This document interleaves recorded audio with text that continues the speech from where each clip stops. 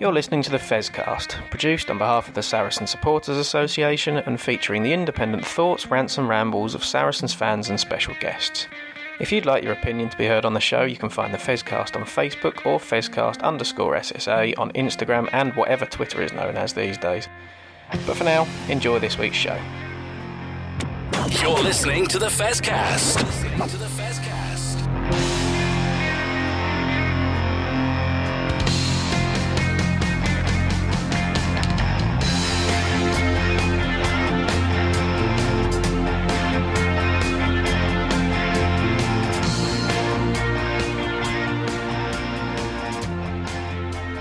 Well, hello everybody and welcome to episode 1 of season 4 of the Fezcast. And unbelievably, we've been allowed back to talk our normal brand of whatever about Saracens from a fan's perspective. And joining me for this first episode, well, we've got a big interview which Matt will talk about in a minute, but have you had a good summer?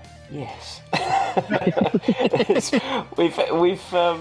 been an interesting summer because we've sort of, we'll probably talk about it in a minute, but there's been an awful lot going on and we've all just sort of had to sit back and twiddle our thumbs and wait until we can talk about it, haven't we? So it's been a strange one.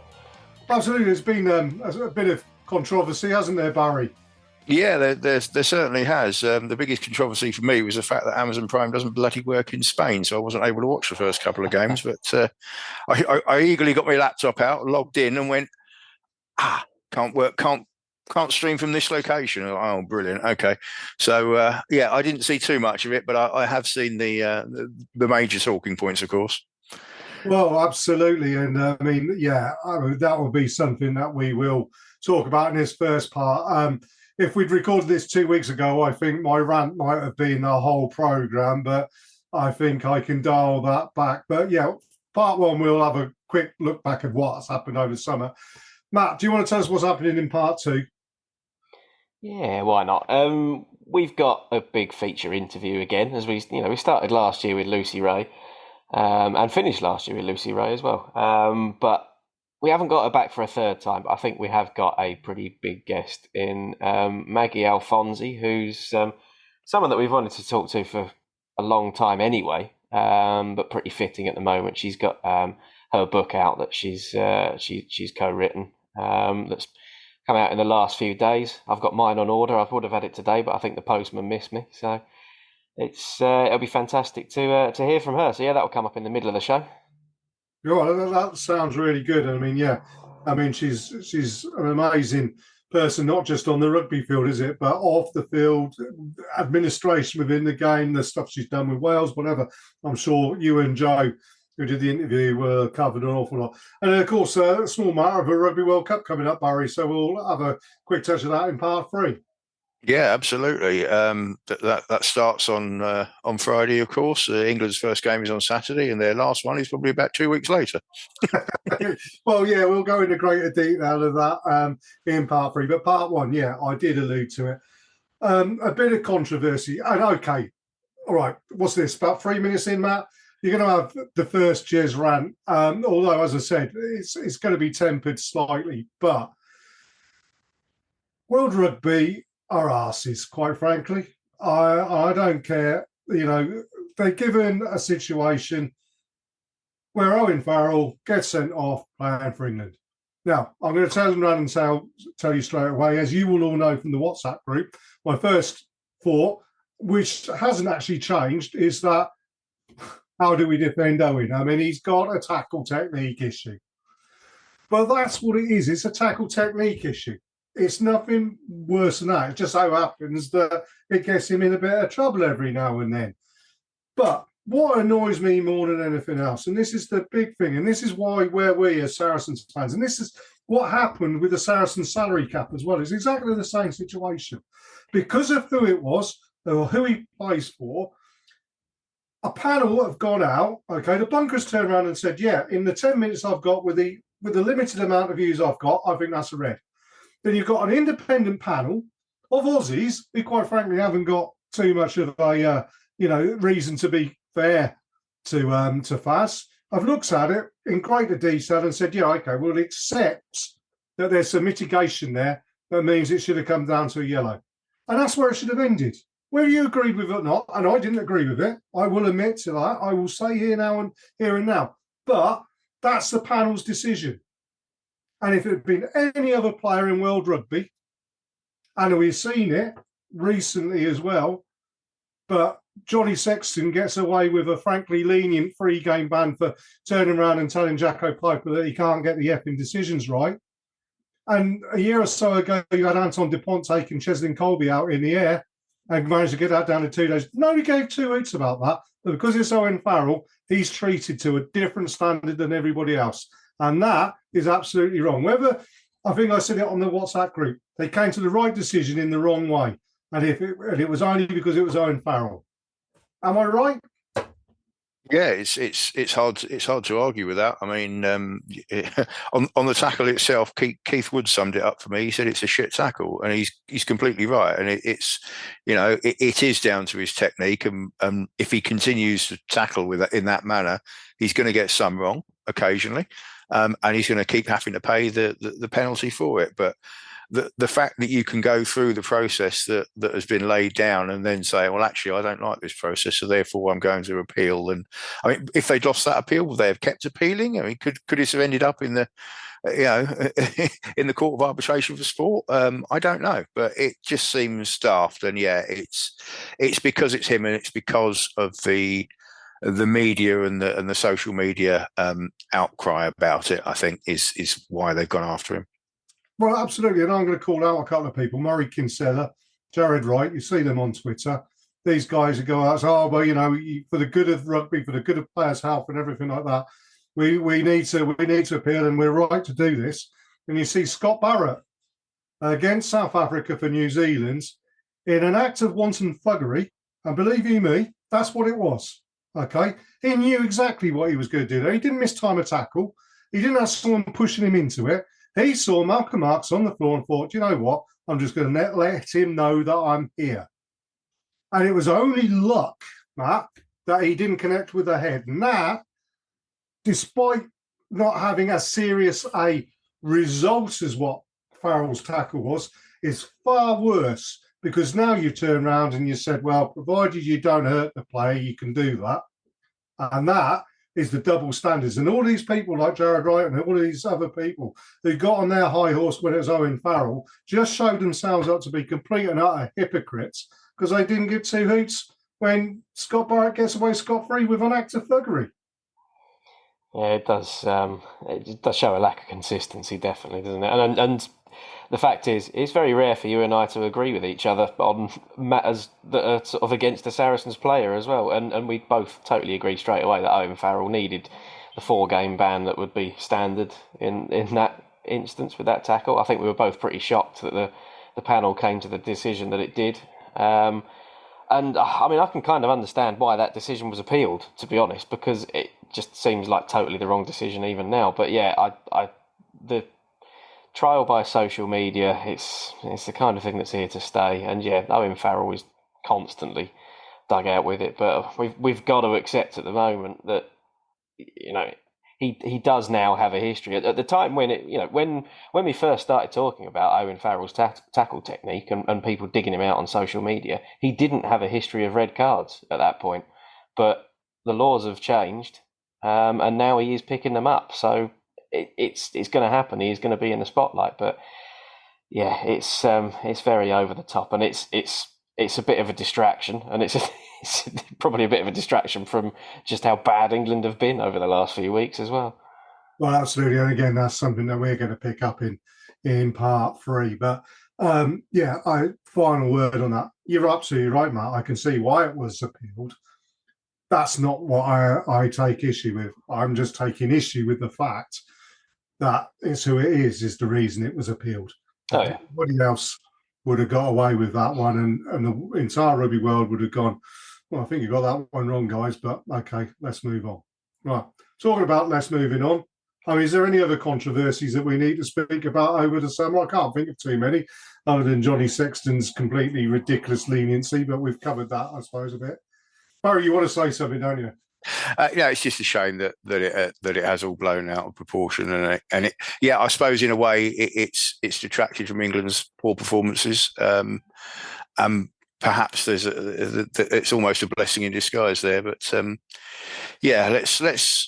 Well, it's done and dusted now. We move on to the first game on Saturday.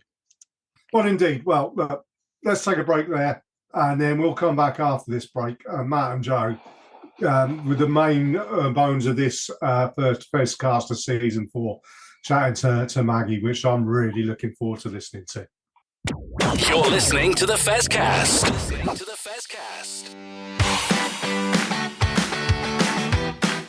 You are listening to the Fezcast, which is proudly sponsored by the Saracen Supporters Association, and I'm Alison Davis, one of the SSA committee. For a £10 annual subscription, the SSA provides our members with monthly newsletters, virtual and in-person player events, away match ticket allocations, and we organise pre-match gatherings at away matches.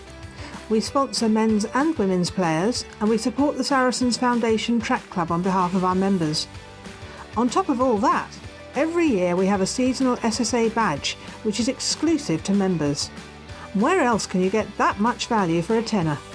Join now at membermojo.co.uk/SSA, or come and see us on match day in the Oasis at the Stonex. This is the Fezcast. So first things first, it's great to have Joe Peake returning to the Fezcast for season 4. How are you doing, Joe? You had a good summer? I'd like to say I've had a break, but I haven't. But no, the sun has shined sometimes, but we could always do with a little bit more sunshine. Perhaps we've got some on the show today, Matthew. Well, yes. I mean, me too. I've had a little bit of a break, but it doesn't feel like much. But hey, that's enough about us anyway. More importantly, we've got a very special guest to kick off this season. We're probably peaking straight away, as we normally do. Quite frankly, our guest needs no introduction whatsoever, but I'm going to try and do it anyway. On the rugby pitch, she was a talisman for Saracens for over a decade, won 74 England caps. Stunning performances, which I actually watched on a highlights reel this morning just to get myself in the mood for the 2010 World Cup. Almost single-handedly brought the women's game more into focus. It was a massive factor in being awarded an MBE in 2012 before she fought back from a serious knee injury to lift the 2014 World Cup. And following retirement, she's gone on to become an established, insightful commentator, pundit, RFU council member, public speaker, ambassador. That's just scratching the surface, really, for a quite incredible person who I think I've just about done justice. Welcome to our humble little podcast, Maggie Alphonsi. Oh, thanks so much, Matt. I think you forgot the word legend. I mean, obviously, you should have put legend in there. I mean, it's a nice bio, but yeah, the L word is always a good one. Tagline for the podcast, I think we'll just call it legend. Self-described, but I'm sure we would do it as well. But look, just to set the timeline for our listeners, we're recording this in the middle of August, and the show's going out first week of September before the rugby season and the Rugby World Cup starts. But in between that, the 31st of August is a big day for Maggie with the release of her autobiography, Winning the Fight, written alongside the Telegraph's chief rugby correspondent, Gavin Mayers. But I think it's only right, really, we just tee Maggie up and ask you, really, what inspired you to write your autobiography and what people like me and Joe, who have already pre-ordered the book, can expect? Yeah, good question. So I guess it all came about during COVID. COVID hit. I think everyone's work sort of came to a bit of a pause, a sudden stop. So a lot of the work that I did obviously was broadcasting. I did public speaking, a lot of work around leadership, working with corporate businesses. So all that work just dried up. And working with my agent, Julia Hutton, we were like, I think it's a really good time to create a book, put a book out there. And that was I guess that's where the idea was born about. And I guess it's great having an idea, but then going about trying to put that idea into action was a bit more challenging. And we had to go about finding the right publisher agent, also finding somebody to be the publisher, and then finding the right support financially. And that took in total effectively almost 2 years, 2 years. But we were, really, really lucky with the right support, financially. Dominic, who sits on the Saracens board, he basically helped put financial support behind it. We had the publisher Polaris contribute to support it, and then obviously Gavin came on board as my ghostwriter, and that was very significant. You know, someone to be able to put my words into writing and make sure it makes sense is quite key. So it was a 2.5 year almost, I'd say, process, but we finally got there. And you know, to now get to the stage where, you know, see it in hardback and then it to be launched is brilliant. But what you should expect from reading the book, well, look, those people out there may have heard some of my story, because I do a lot of public speaking. I talk about, you know, my journey, but it's the surface, it's the top layer, which is almost quite digestible. But the reality is, my story goes a little bit deeper. We all have a story. I'm not the only one, you know, being able to tell my story. I think everyone could probably write a book on their journey. But I guess my journey's very much been about, you know, starting off living in a council estate, you know, very much in an environment where it was slightly deprived, lacking aspiration. I grew up a single parent, you know, no siblings really around me. And that was a tough start. But that almost resilience, that character building, going through my school time where I had no support, I had no aspirations. Finding a teacher who played rugby at Saracens, you know, in the women's side, was the captain, also played for the Welsh side, pretty much turned my attitude and my mindset around to really find the love of rugby. You know, at that time, I'll be honest, I was a strong character, loved to get into fights, but I also got bullied as well because of my size. I was big, I had big arms, I had big legs. And actually, my teacher found a route for me, and that was rugby, really. I never looked back. And if I think about the book in itself and the many chapters that we go through, I talk about my upbringing coming from that council estate in North London that was very deprived. I talk about my school journey, and there's various different stories within that, and having the right support with the right teachers, the right influence. But then my journey onto the England pathway, and, you know, being a woman, person of colour, you know, not many people playing the sport, not many women playing the sport. I mean, we come to today now and we talk about women's sport where it is right now, women's football, gutted that they didn't win the World Cup final. But, you know, just to think where it was back then in terms of women's sport, generally women's rugby, you know, you'll be getting change in the car park, you know, very limited support for women to play the sport. I mean, attitudes probably very different to how they are now with regards to the growth of women's sport, generally women's rugby. So I guess I talk about my journey through that process, and then on to working for the Rugby Football Union, the RFU, and my challenges there, to the point where I ended up leaving, you know, not enjoying my experiences, with slight difficulties with certain individuals, through to then going on to work in broadcasting, and talking about some of the abuse that I'd experienced, you know, social media, a woman working in the men's version of the game, a person of colour working in the men's version of the game, you know, that I had a lot of challenges there, through to going on to becoming somebody as a leader, you know, as a working in governance on the council, RFU council, and then, you know, having these aspirations to one day be an RFU, the president of the RFU, which I still have aspirations there, but talking about my journey to get there and failing at the first hurdle, I'll be honest, but actually, you know, where my goal is now to inspire many others. But in the book, I also talk about some cheeky moments about tackling Owen Farrell. I like to think that I gave him some tips on how to tackle, but yeah, anyway, tackling Owen Farrell, you know, let's not talk about that. And then going on to, you know, tackle Jack Whitehall in an advert for Samsung and so on. So yeah, the book has a lot, and I know I've probably summed it up in a few minutes there, but it's a good book, and I like to think it's not just about my journey, it's about other people's journeys, and it's about inspiring others to, you know, regardless of the challenge that you may overcome in your journey, you can achieve whatever you want to achieve. So I guess that sort of sums it up.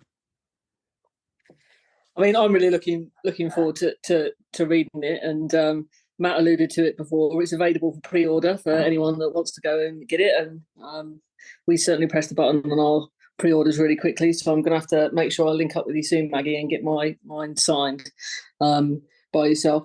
In terms of the writing process, did you find it came quite naturally to you in terms of being able to talk about your stories and stuff? And you mentioned, having to talk with your ghostwriter and stuff there. Was that sort of process a relatively easy process, or was it the challenging parts?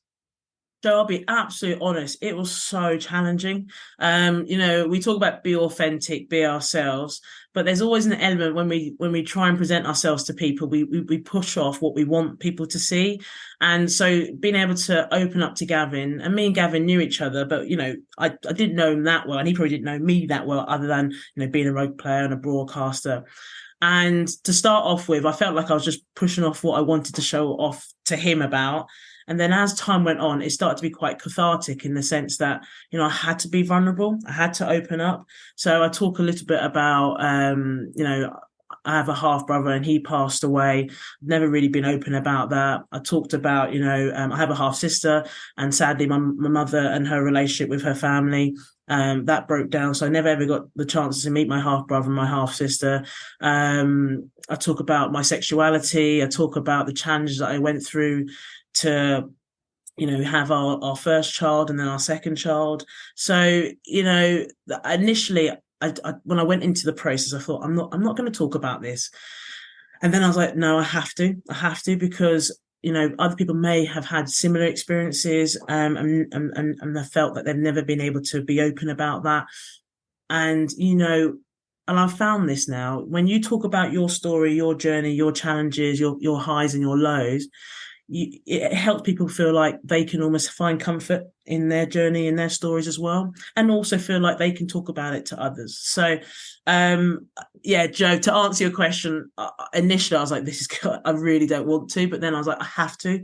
I'm not writing a color book. This is a book where it has to be open, and I also did a research beforehand. I've read many other people's autobiographies, and in every autobiography there's an element of you have to reveal yourself, otherwise why do an autobiography? People need to see the real you and not what they see maybe on the telly, or again, the side of you that maybe is very much the perfect role model. We all have challenges. So yeah, it was a very hard process, but I'm really proud and really pleased that I got to work with the likes of Gavin, who told the story in a way that made me feel really proud and comfortable with it all.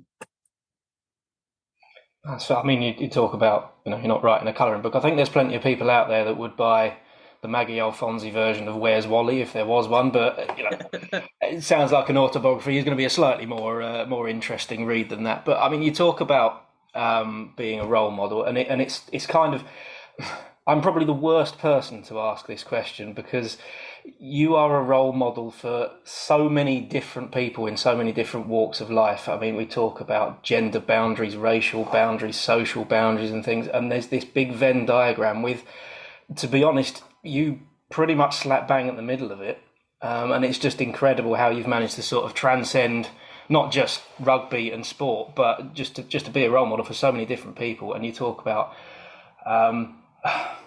a battle against adversity is a bit of an overused cliche, to be honest, but yours genuinely is one. Is being a role model for so many people in so many different walks of life, is it something that you feel any sort of pressure in now, or have you sort of managed to compartmentalise some of it in a way? Yeah, when you start off being an athlete or anything in life where you're going to be in the public limelight, you don't start off to want to be a role model. You just think about, I want to be a really good rugby player, maybe want to represent my country, do the best that I can do in that position, and hope that we set these goals and we achieve these goals either as an individual or as a team.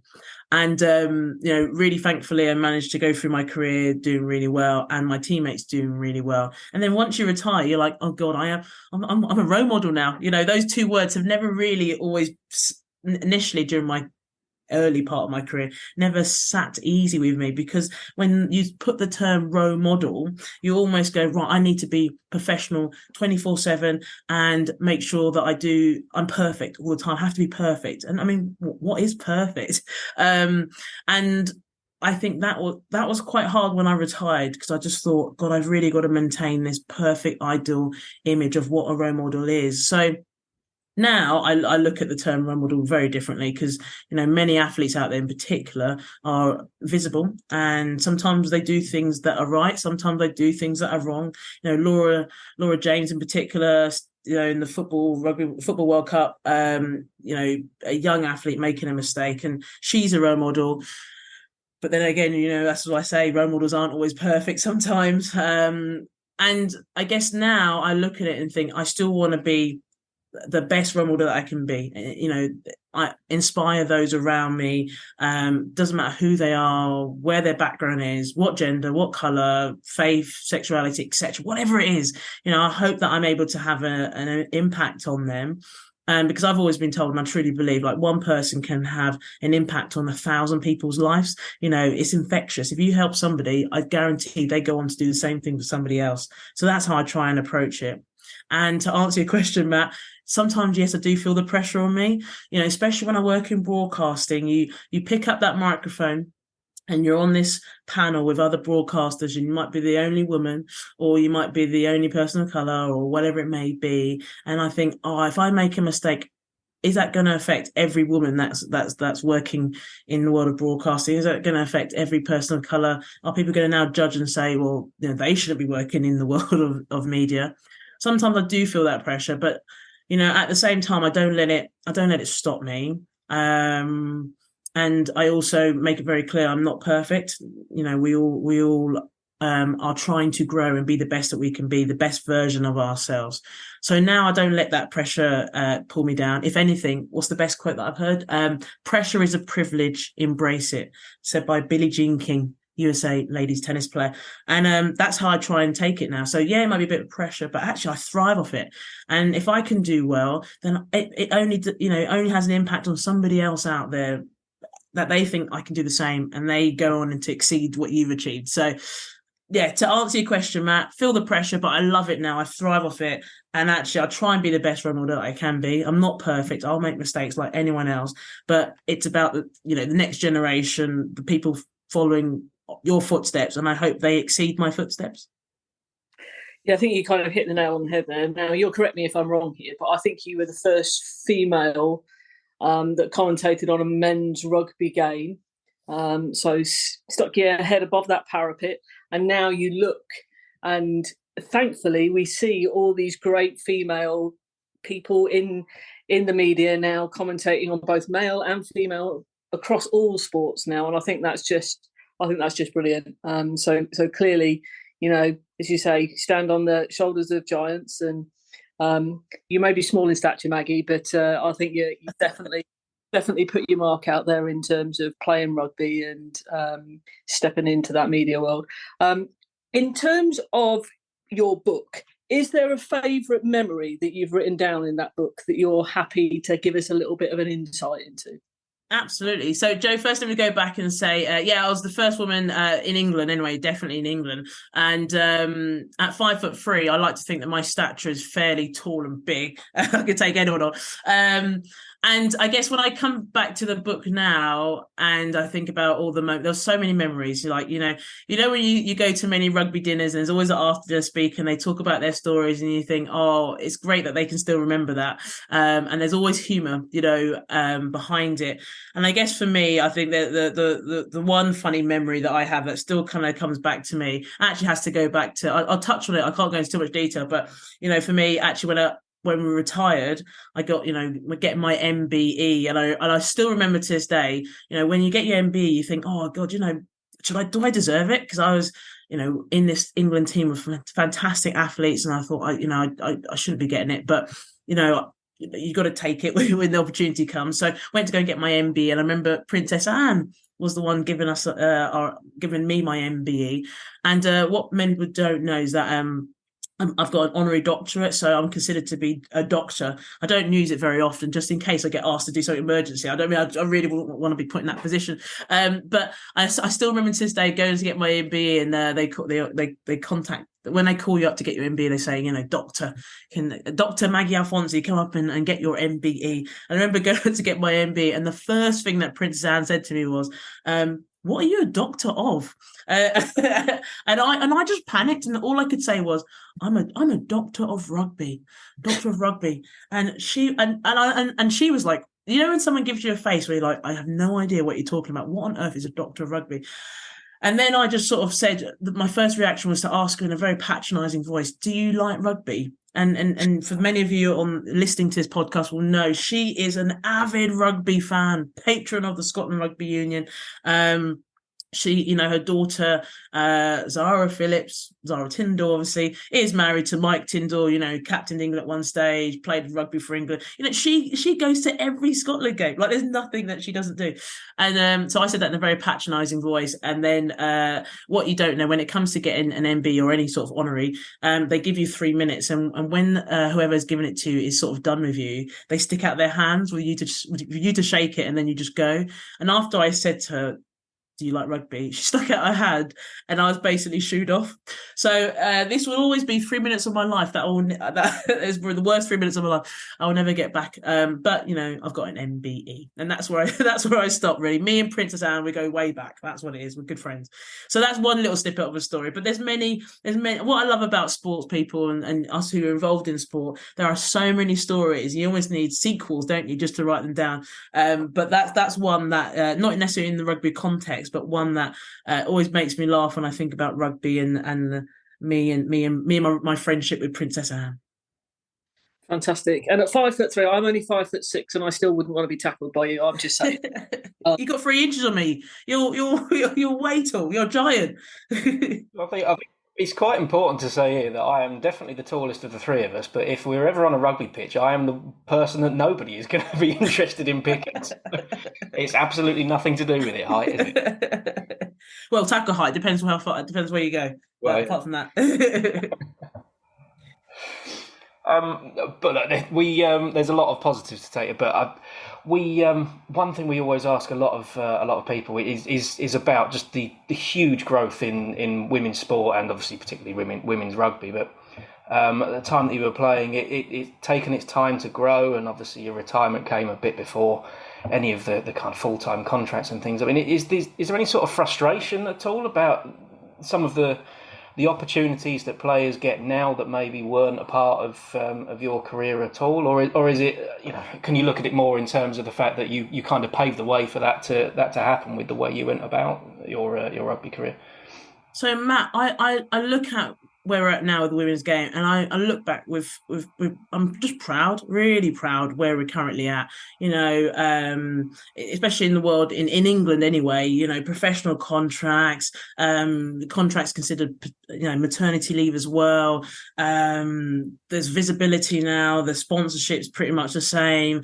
The women are now household names, like England versus France in the Six Nations, 58,000 people at halftime. Sugar Babes are performing, not James Haskell, but Sugar Babes. You know, it's like it like that just highlights to me like how far, you know, the women's game has come. And even when we talk about the Women's Rugby World Cup, which took place back in 2022 in New Zealand, the crowds there, you know, gutted for England they didn't do it, but I mean, wow, New Zealand did it in their home country, and the interest, and you know, likes of Ruby Tui, who brought her book out, and that went incredibly well. You know, she's now a household name over in New Zealand. So I guess I look at the women's game now and think, oh my God, we have grown so much from where I came from, and I'm really pleased that it's going in the right direction. Still things that needs to improve on, and I'm not just talking about England, I'm talking globally now. How do we ensure the women's game continues to grow globally in different unions, but not just at the elite level, but now like grassroots? That's a priority. You know, we need to make sure we've got foundations, the right talent pathways, but also diversity in terms of in the committees and in the councils, in the boardrooms. That's very important now. You know, we need to make sure that women are being represented across the board. And also when I think about when I was playing, you know, there were people before me who paved the pathway, and they're the ones I really have to tip my hat to. You know, when I think about in England, the likes of Jill Burns, you know, former England captain, absolute legend. At Saracens, there was the likes of Maxine Edwards, Claire Frost, Helen Clayton, also known as Rob. I mean, the list goes on. There's so many legends which I think before them I look up to now. And what's really I'd probably say in a way that's kind of disappointing that they didn't get the visibility and the acknowledgement back then for what they did. So that's why I think it's my job to make sure I recognise and mention them, because I think if it wasn't for them, I would never have found the sport. And then when my generation took over, we did our best to push it to a level. And I'd probably say not until we hit 2010 was when women's rugby started to really get put on the map and people started to realise that women do play the sport.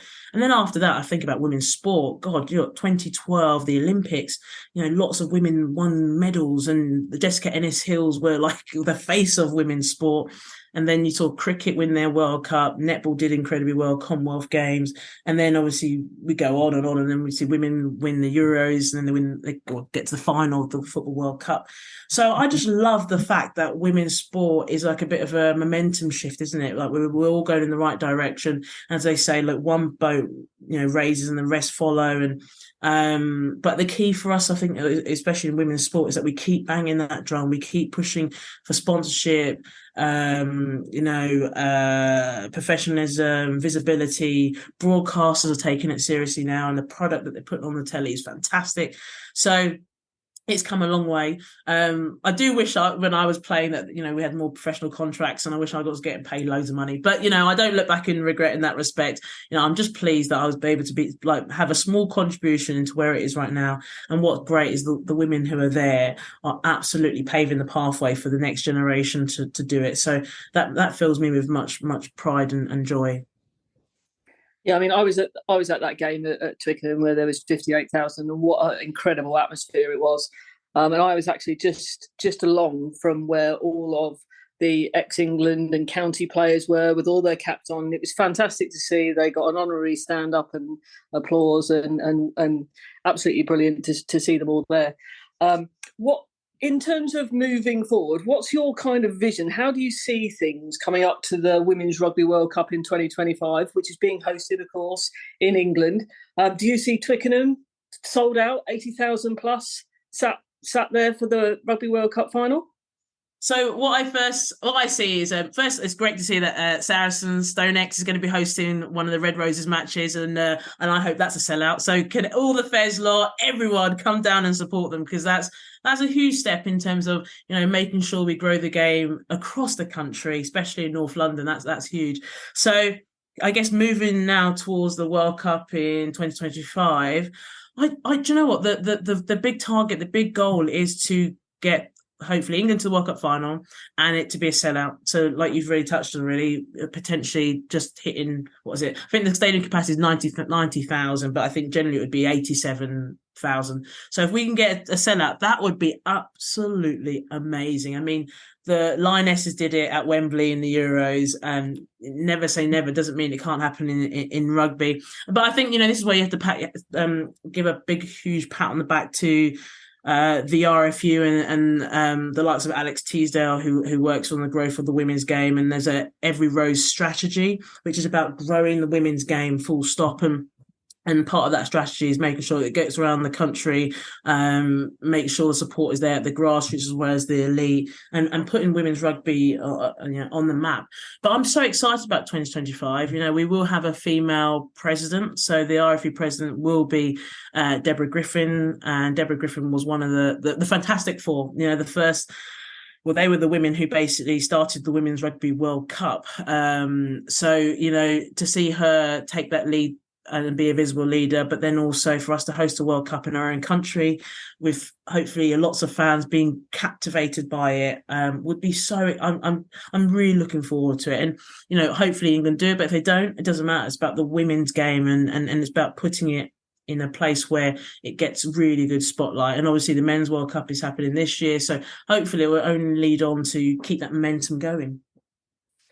Well, you've nicely little segued into my next little question there, because I'm going to ask you, what's your kind of predictions for the Men's Rugby World Cup this year? Joe's naughty. I know. You're going to ask for that question now. Right. So, look, do you know what's the first? I'll talk through my thoughts, because it's very much good to give rationale.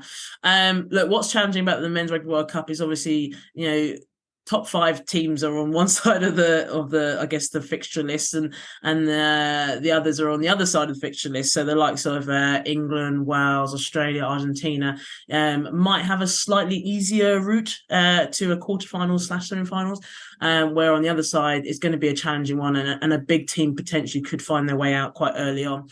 So that's going to be quite exciting to see. Look, first game of the Rugby World Cup, France versus New Zealand. I mean, that is going to be. Could you ask for any more of an exciting match just to kick it off? And potentially, you know, my thoughts are that could be the end of the World Cup as well. We could see them two in the final based on what I've seen so far.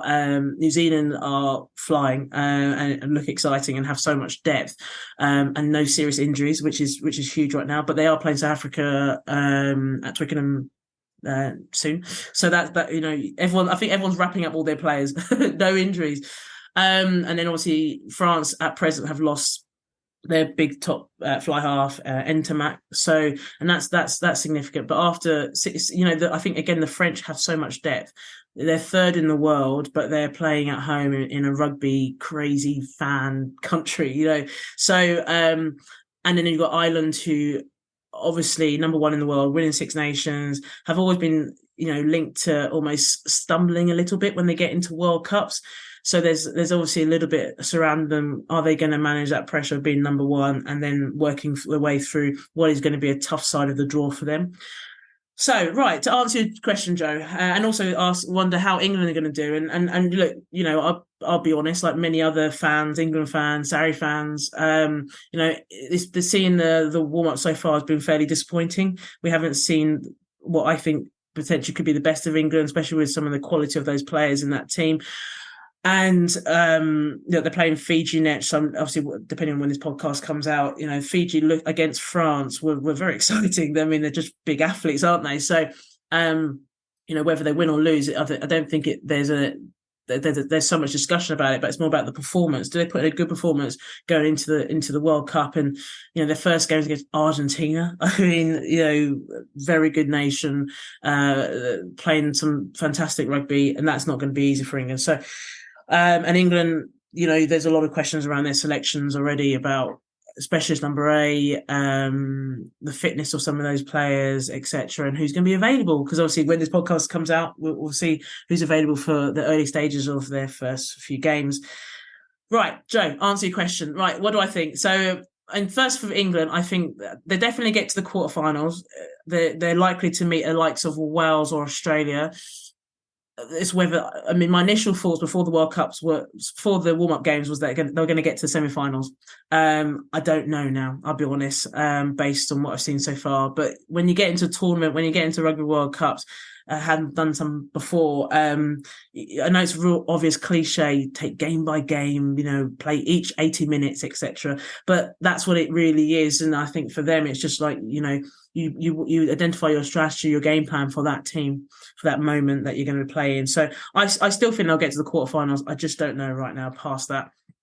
And yeah, right. I think in the finals, it's going to be France versus New Zealand. That's my thoughts. And I do think I'm going to put out, I'm going to say France winning the World Cup for a home crowd, like they did in the Six Nations, not this year, Six Nations 2022. And I was there for that final game. And I mean, the fans, the support, yeah, I'm going to put it out there. I'm going to say France. Wow. There you go. You heard it here first, ladies and gentlemen. France for the World Cup. From a legend. Joe, Matt, wait, what's your thoughts? Come on, I might as well pin you guys both down. What are you thinking? That's all we've got time for.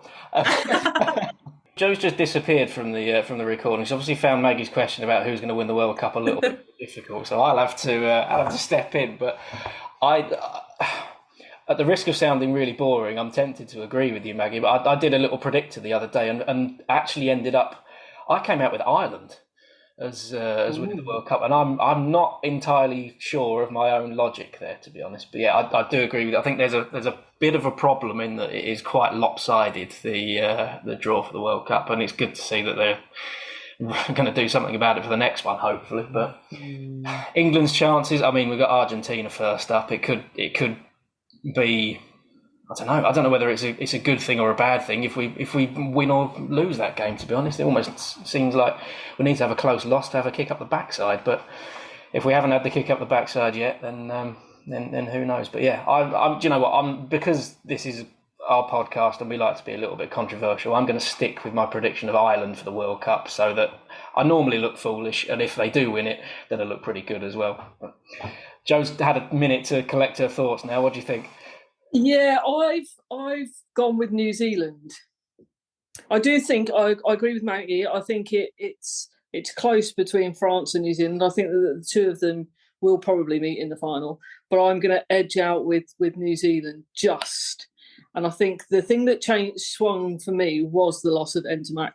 I just think that he might be a little bit too much class, and I think they'll miss him in the World Cup. I don't think they'll miss him enough to not get, certainly into the later rounds. But I'm going with the All Blacks for the win. It's a good shout. I mean, they've been looking really good. Like the likes of Will Jordan, they've got depth. No, that's fair analysis. Both of you, very good.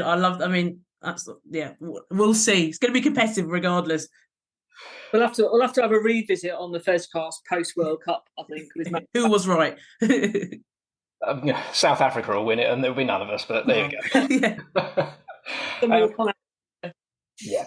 Look, let's before we finish up, we'll have to swing conversation back to Maggie and put Maggie back in the spotlight, as that's what she's here for. I'm going to ask a question that is probably something that seems very intelligent from me in my brain, but actually you've probably been asked it countless times over the last few years. But if you could have a conversation with a 12, 13-year-old Maggie Alphonsi, what advice would you give to yourself, having had the career that you've had and got to the point that you've got now? So, do you know what I would have said to myself if I was a lot younger? It would be just to back yourself and don't worry about what those around you think of you.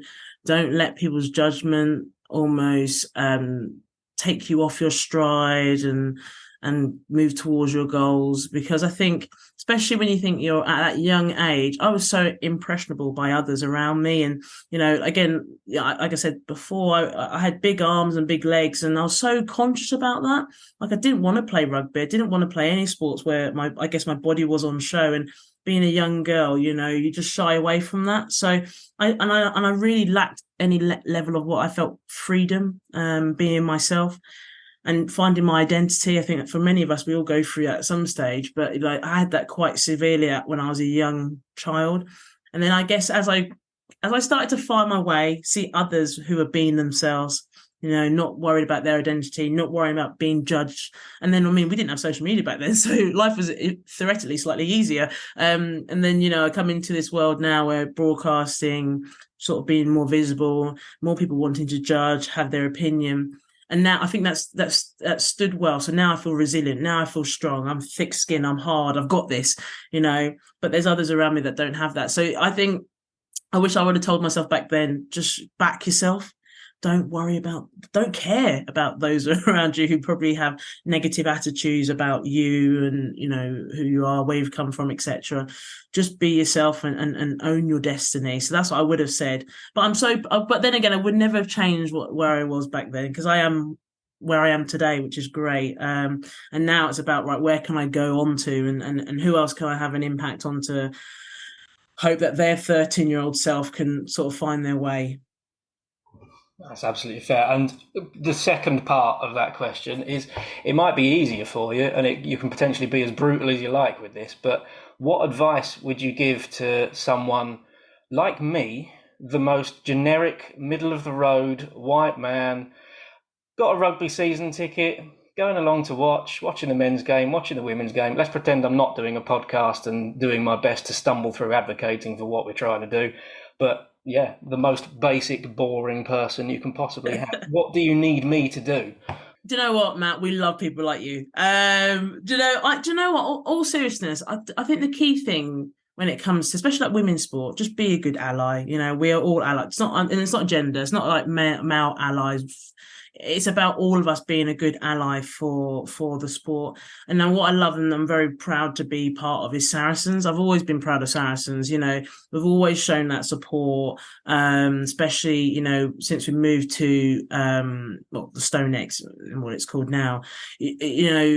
Nigel Ray's been a huge backer of the women's game. Lucy Ray, the board, being able to play games on the same pitch, double headers, the promotion in the programs, etc. And when you walk around the stadium and when you get to, you see pictures of the men and the Marley Packer, the captain, with Lottie Clapp and like alongside Owen Farrell or Maro Toji, like that is so good. And so I guess I've always been very proud of what Saracens does. So I guess the key thing is to continue to champion the game, come along to the club fixtures as well as the international fixtures. Let's continue to try and put a spotlight on those female athletes. I think that's the interesting thing, isn't it? When you talk about the men's game, we can really identify certain names and we know they're superstars already. So how can we try and do the same thing with the women's game? Put the Marley Packers in the spotlight, put the Lottie Claps, the list goes on. That give them room to be them as well, and keep promoting their journeys, because that's what people do. When we start to understand the journeys that they've gone on, all of a sudden I'm really engaged in the sport. I'm really engaged in the club. I'm really engaged into the international side as well, and I really like women's sport. Like we've seen with the Women's Football World Cup, like we all know Mary Earps now. Who doesn't want like her goalkeeper jersey or one of her gloves? It's like that. We now know who those individuals are, and we want to follow their story, their journeys, and we want to support them at their club as well as them internationally. So Matt, you've been brilliant, and Joe in particular, just keep backing us, keep supporting, keep shouting it out social media wise. The pod, look, this is fantastic, being able to give a platform for me, so thank you to doing this, but also those who are listening as well. But I've never doubted Saracens has always been a huge backer. It's like making sure that other clubs follow suit, and we're starting to see that, which is great. But then also, how do we ensure that we get more allies, more champions, wanting to support, back, sponsor where possible, players as well, and just attend and watch games. Fantastic. And are you looking forward to the start of the new Power season? Is it the PWR? Looking forward to the start of that new season and how the new teams are going to fare there with some new coaches, some new female coaches, some from the past as well. So you're looking forward to that as the season starter, and hopefully to see you at a few games. Yeah, absolutely. Very excited, actually. We've got some new teams in. Ealing Trailfinders is one. Giselle Mathers has crossed over from WAFs and is now joined over to Ealing, and they've got a lot of support and financial backing. It's going to be interesting next season. It really is, especially there's a lot of talk about the northern teams. That's it. And that's a big issue. Like, how do we make sure that we are supporting the northern teams and that they're in, DMP have now gone, Sal have been brought back in. So it's like there's a lot of conversations about how we ensure that we're supporting the northern sides. But I'm very much excited by next season, how the new teams do, how the current teams do. Saracens missed out on not winning the Premiership, getting knocked out in the semi-finals, absolutely devastated. But also well done to Gloucester Hartbury for winning their first ever Premiership rugby. And players have moved away, moved around. We've lost Hannah Bottoman, Holly Aitchison as well at Saracens. They've gone to Bristol Bears, and players move around. That happens, doesn't it, really? So just like any typical start to a season, I'm intrigued to see how it fares, especially as the Women's Rugby World Cup is 2025. So how players are positioning themselves in clubs and they want to stay there leading up to that World Cup. And I will be down to watch games, absolutely, for sure. I'm always there. I try and where I can try and support both the men and the women, and be an avid advocate for both teams, really. So excited. Hope I keep my fingers crossed that Saracens do the double next year. We were close to doing double this year, but next year Saracens men win it, and then Saracens women win it as well. So yeah, fingers and toes are crossed. And I've got just one very final question. Do you think that you talked about the player moves there? Do you think the player moves have helped balance out that? I mean, you mentioned there Gloucester Hartbury winning their first Premiership title. Do you think rather than it just being Saracens and Harlequins as it has been the previous few years. Do you think those player movements now have balanced out a little bit the Premier 15s to make it a more competitive league, or do you think we'll have to wait and find out over the next 12 months or so? Do you know, last season was really interesting. It was quite top heavy. A lot of people moved to Gloucester Hartpury. They did incredibly well, signed very, very well. And they had, throughout the whole entire season, they were very strong. I think they only lost 2 games. And Saracens, I think, only lost 1 game. So it was like, seeing it, normally it's always a top 4. It's always been a Saracens. It's always been like a Harlequins, etc. So to see Gloucester Hartpury sign well and then make a move and win it is brilliant. I think we're still seeing some more player movement. A lot of players have moved over to Ealing. I knew that would happen, especially some of the Wasp players who really had a very, very good relationship with Giselle. So I think they will make some really big movements next season. They could end up in the top 4. Do I think it's balanced out? Yes, I do. When I talk about the sort of southeast, Midlands, southwest, yes, it's balanced out. The sad thing is it's still up north. Some players have moved away from north and have come down south, and we need to find a way of making sure we're providing that enough financial support, that backing for those players up north, for players who want to go up north. The rugby's very strong there. How do we continue to show that support? So I don't know. It's going to be interesting to see how next season pans out. Are we going to see a Gloucester Hartpury repeat their success again, but with the right support, they have done incredibly well. Exeter, again, good signings. Some players, lots of players from abroad. They've lost Kate Zachary, and she's been instrumental for Exeter, but they've got a really good head coach, Susan Appleby. So I don't know. It has balanced out a little bit, but again, I think my issue still remains, like, how do we continue? And I know there's been a lot of work happening with regards to supporting them at the RFU and the Premiership rugby sort of side as well. So it has balanced out a little bit. So I don't think it's always going to be a London side, but we'll start to see the likes of, like I said, the likes of Gloucester Hartpury come back again, the likes of an Exeter come back again. Bristol Bears have signed well. I think they're going to be strong next season. And then, Ealing potentially coming through the fold. So, yeah, I think next season is going to be a one I'm looking forward to seeing how it pans out. And not answered the question, Joe. You know that I like sitting on the fence. I love a good bit of splinters. So, who's going to win? So I wouldn't. Don't ask me that. Well, I'll be honest, I'm glad Joe's asked a couple of questions and snuck a few in there, because I needed about 5 minutes to recompose myself after too many compliments from the legendary Maggie Alphonsi. But look, what we do have to say, Maggie Alphonsi's book, Winning the Fight, 31st of August. It'll be released in a variety of bookstores. Round about 20 quid, very well spent from me already. It's available on Kindle as well for a bit less, probably a few other bits as well. But we should really give Maggie the floor now to do one final push for the book. Yeah, look, thank you again for giving me the platform to speak about it. Please go out, pre-order it, go out and buy it. It'll be available in every good bookshop, as well as obviously online and Kindle, and hopefully Audible at some point soon as well. But yeah, look, some of you might know my story, but hopefully through getting this book, you'll read more. And again, it's not about my story. I like to think my journey will resonate with many people, and they'll find some interesting messages in it that will be inspirational, but also enable them to achieve what they want to achieve, like I've managed to do in my career. So first, let me end off with saying thank you to both Matt, Joe, thank you to the Fez, thank you to Saracens as a whole for continued support, not just like now, but also throughout my journey. Big thank you to Nigel Ray, Lucy Ray, the board, Dominic, everyone who's been my backer. So yeah, thank you.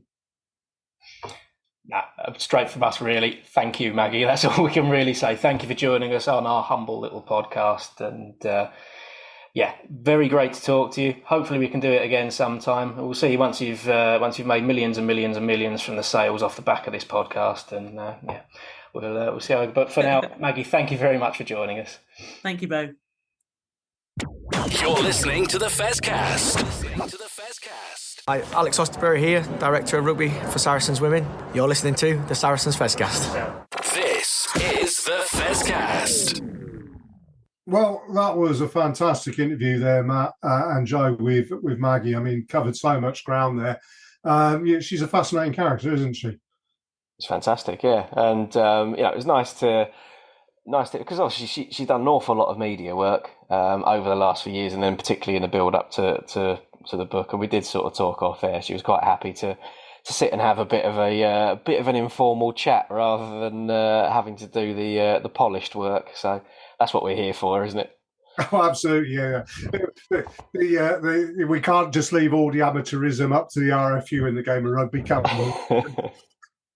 But yeah, no, that's absolutely fantastic. And I say thank you very much to Maggie for, we know how busy she is and how in demand she is. The fact that she would take time out to speak to us on our little level is really greatly appreciated. And thanks to her for that. But yeah, back to the future now, though, really, I suppose we covered the controversies and whatnot of the summer. Now we need to look forward to the forthcoming season, which is going to be a little slightly weird domestically because of the World Cup. But we'll cover Prem Cup because before England's go out in the World Cup and play the small matter of Coventry away in the Prem Cup, Matt. Yeah, and you know what? We talk about bad decisions made by the board in rugby. They've finally listened to something that everyone thought made sense and brought the championship clubs into the cup fixtures. The right thing to do at this stage of the season with a World Cup on. Don't try and condense everything down and play a World Cup at the same time. Play the Prem Cup, slightly out of the spotlight. There'll be a mixed bag of teams from the Premiership probably, but judging by some of the names within our academy and our wider squad that have been playing for sides lower down in the leagues over this weekend just gone, I think our cup team actually will still be relatively strong. It's just something different, isn't it? And I think that teams like Coventry and Nottingham that we're playing against will really benefit from it. So I'm quite looking forward to this.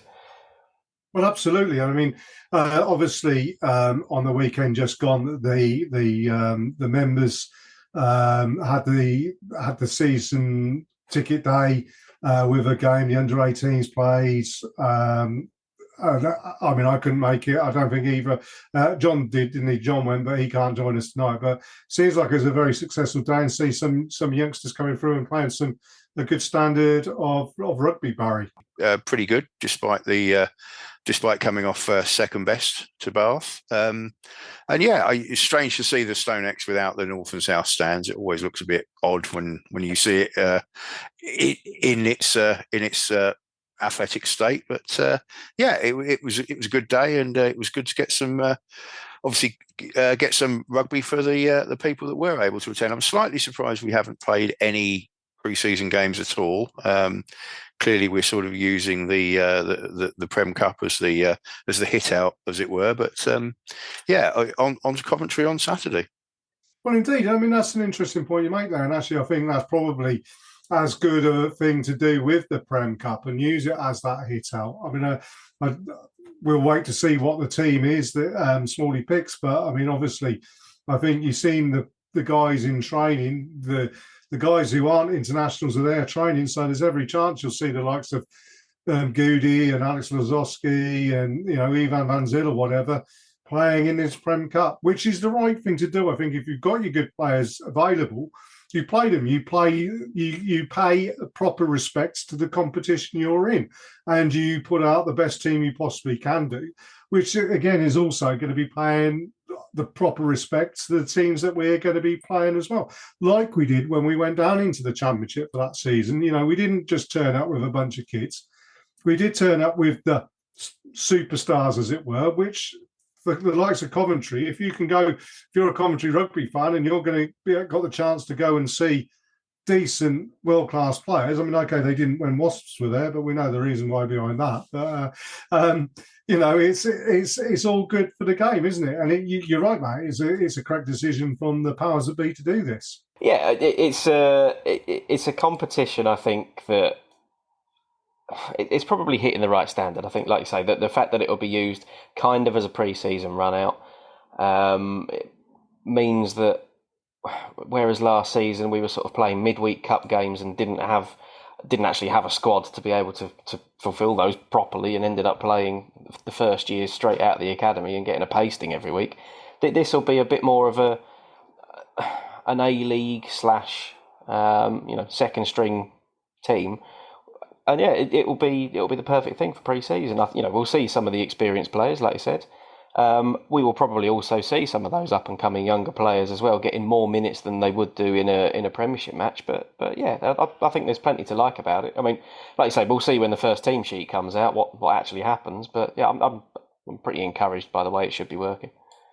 Oh yeah, absolutely. Really looking forward to that as well. Now, but what we do have to speak about is the big dance, as it were, over in France, the World Cup.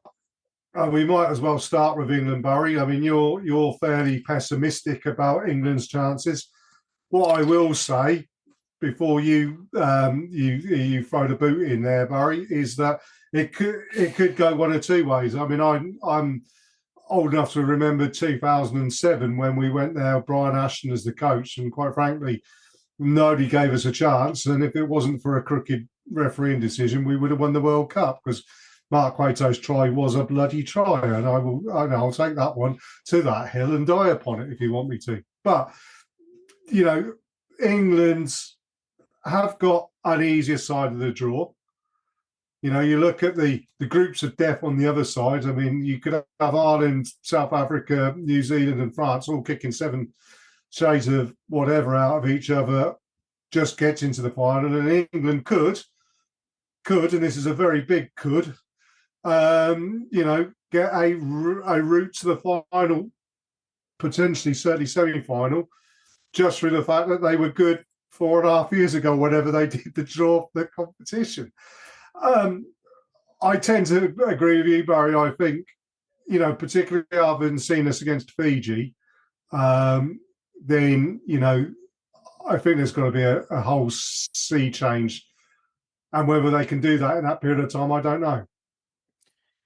It's hard to see what the game plan is at the moment. There doesn't really seem to be one. They don't seem to be making too much progress. I mean, you would expect in your warm-up games to see some sort of progression and some sort of shape taking to the field, but it doesn't look.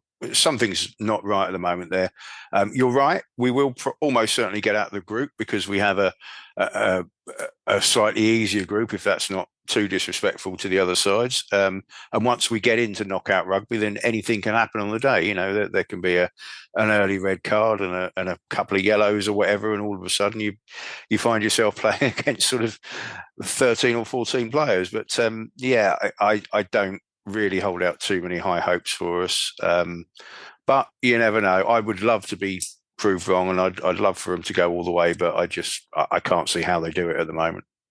The one interesting thing, though, Matt, that has come out is a bit like what Sam had discussed at the end of last season in relation to how to bring the best out of Owen Farrell, in so much as that you want a creative outside centre and a creative fullback. And it looks like almost as a default situation that the boy wonder, Marcus Smith, may well be going to play at fullback, either as an impact sub or potentially coming onto the field. Now, actually, I don't think that's such a bad idea.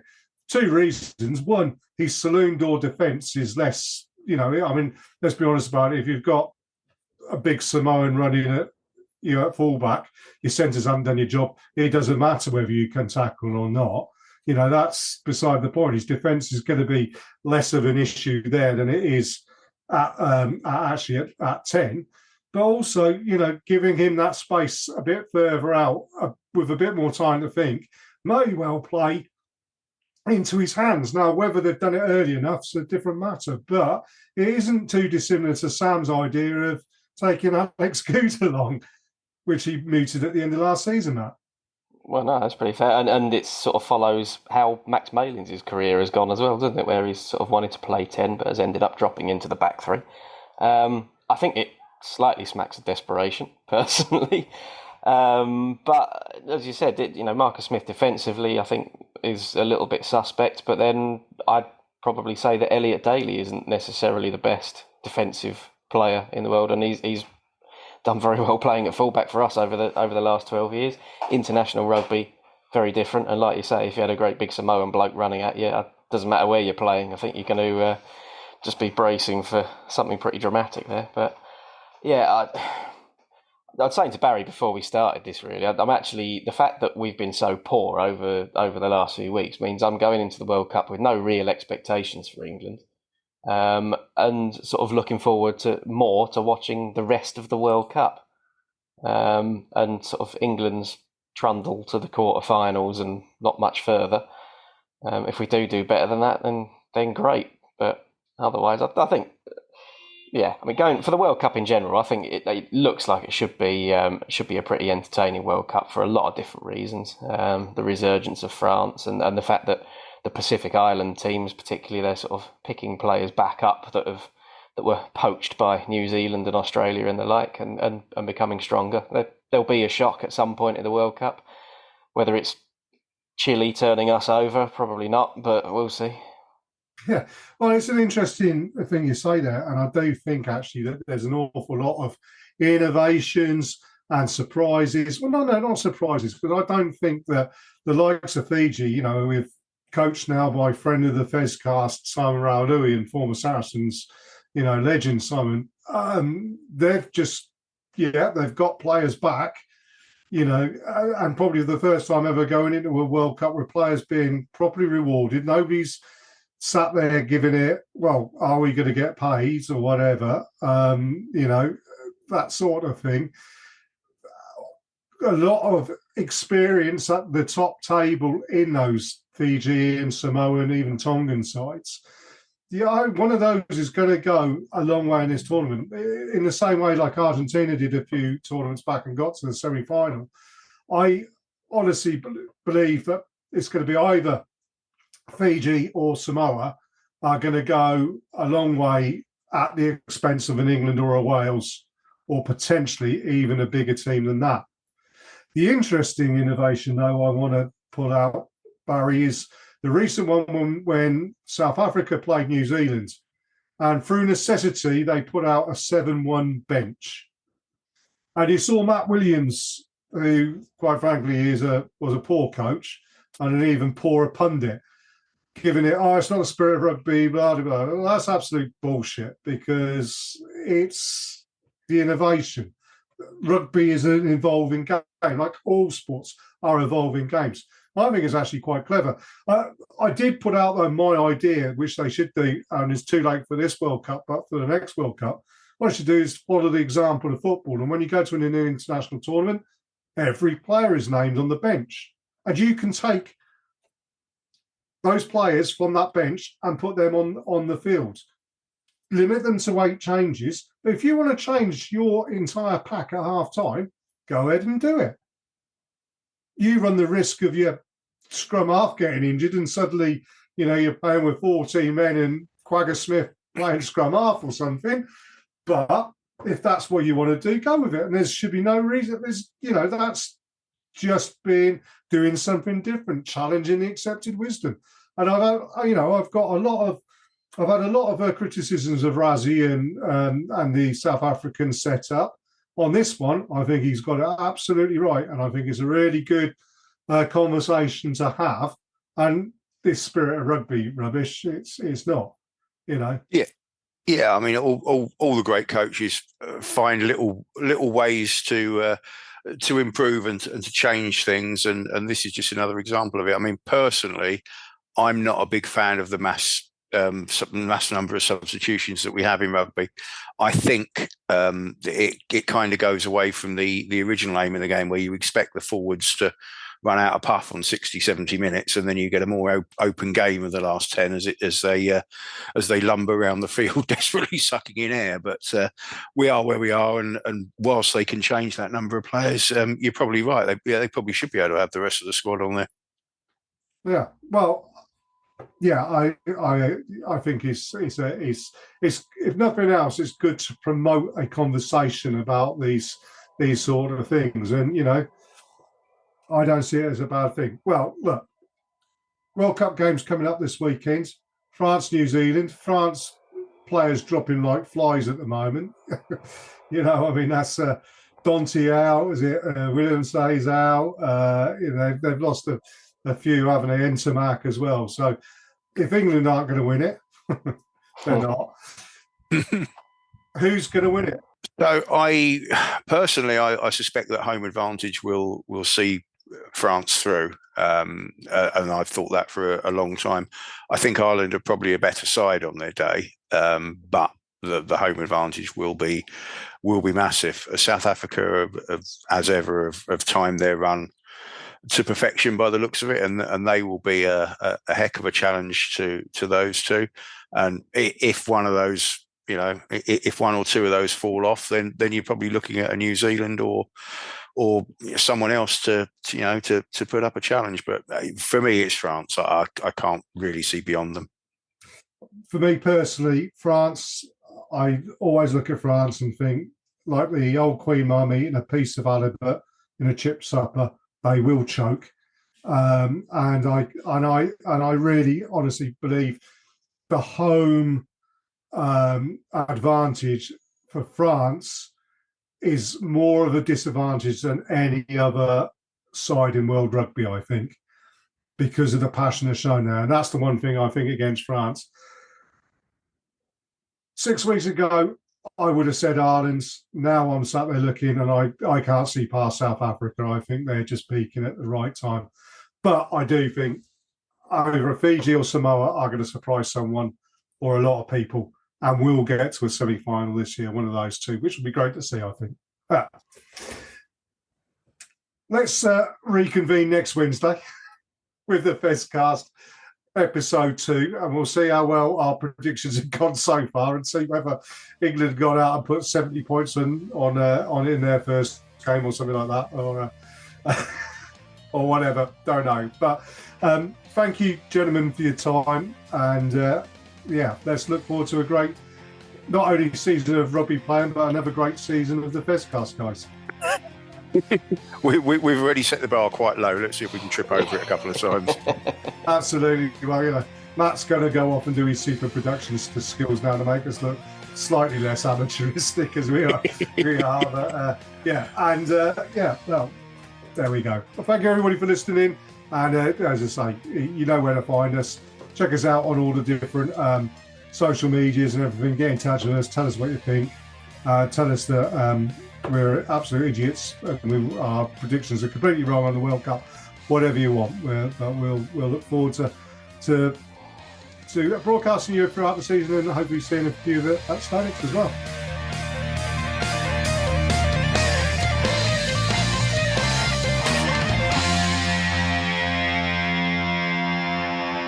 This is the Fezcast.